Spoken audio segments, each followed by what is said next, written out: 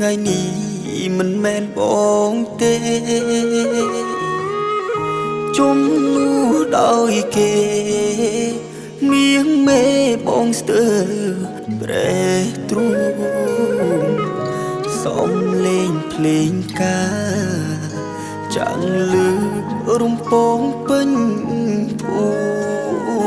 មិបងអង្គុយយំមើលមុំសំពះទឹមជាមួយនឹងគេបងយោបងយំក្រោយរោងការគេសរសើរថាប្តីអូនជីកូនសេដ្ឋីត្រូវហើយបងក្រស្មោះសរស្រាលដូចសំឡីចំណងនិស័យចងដៃស្រីទាំងអាឡងអាឡៃអូបាយខំចងដៃតែផ្ដាច់និស័យពួកយើងទាំងពីរធ្លាប់តែលោកលឿនគ្រប់នាទីហើយលើត្រៃតទេនឹកសំដីនេះមេអូនថាចង់ការជាមួយបង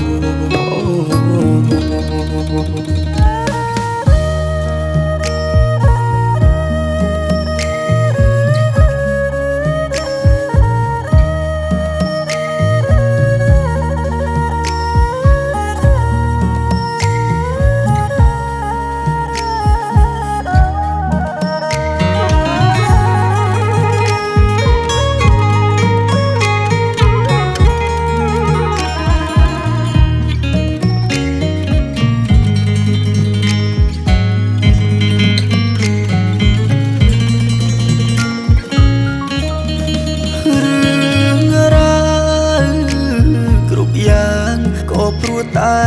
លុយសន់ទូជាប់នុយអូនប្រថុយត្របាក់ភ្លេចគិតពេលនេះត្រូវចោលគ្រប់យ៉ាងសល់ត្រឹមអាដិតបងក៏អសិត